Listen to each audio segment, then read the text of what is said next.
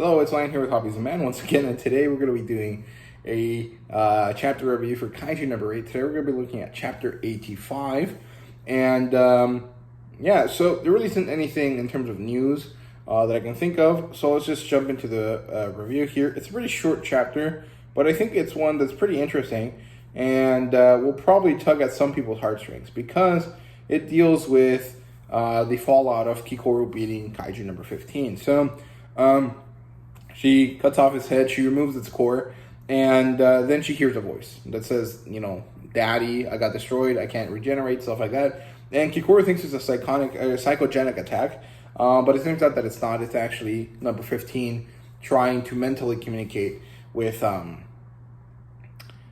number 9. So she's hearing this, and then we get a flashback to this little tiny evil version of Kikoru, which is, of course, Kaiju number 15, who is asking her father, number 9, if he loves her.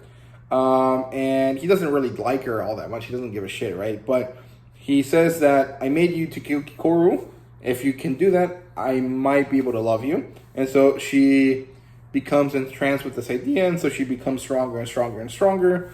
And every time she does something good, she asks the Kaiju that created her if he loves her. He doesn't really care too much, so he kind of plays along initially. And as she keeps getting stronger and keeps asking, he eventually snaps. He's like, I don't care. You just have to kill her, and I'll love you that way. And so she kind of realizes that he doesn't really care about her, but she still wants to be acknowledged by him. So she goes on her mission, and well, she loses.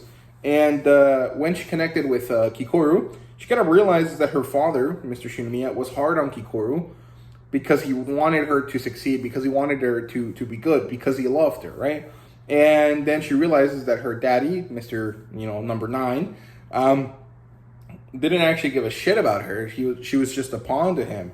And so she kind of has this realization in the moment of her death, which is really, really sad. And I can see a lot of people being affected by it. I kind of was a little bit while reading it, but not as much as other moments in the story, so that kind of sucks, but it's pretty good. I still liked it. I thought it was well done. And she's sitting there realizing that, she always wanted him to love her and acknowledge her, and even when she's dying, he can't bother to look at her. And so she dissipates and, goes away. Kikoru is like, well, you ruined the city, so I can't really empathize with you. I hate you too much to do that. But at the very least, I can punch number 9 right in the face on your behalf. And I think that's pretty cool. I mean, that makes sense. Because Kikoru and, number 15 are basically the same person, but one's light and one's dark, which is kind of interesting, right? Then, back at headquarters, they realize that number 15 has dissipated. It has disappeared. The power generation it had has no longer works. And the bald head dude is like, well done. And then they see where everyone else is in terms of attack and damage. And number 11 is still attacking, and it's spreading the damage a lot, which is where what's his name, Narumi is. And he's there. Kikoru patches in to talk to him, and she's like, dude, I beat my monster, show me that your skills are better than mine, and beat yours. And he starts laughing, and he gets serious. He does the thing with his hair. He shows off his weird Sharingan eyeball things, and he's like, I'll teach you that we're way that we're way better than you think, and that he's way better than Kikoru herself. And that's where the chapter ends, and it was pretty cool. I liked it a lot. I thought it was a really good chapter.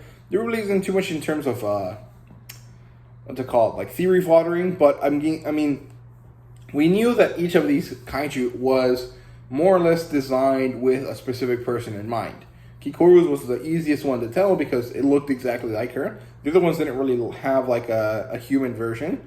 But I'm sure that a few of them probably do have the darker side of that person that they're supposed to fight against. So it's kind of interesting, and I'm curious to see how that kind of works. But overall, it's a pretty good chapter, and I liked it, and I hope you guys enjoyed it as well. That's really all I have to say, so I hope you guys enjoyed, and see you guys later.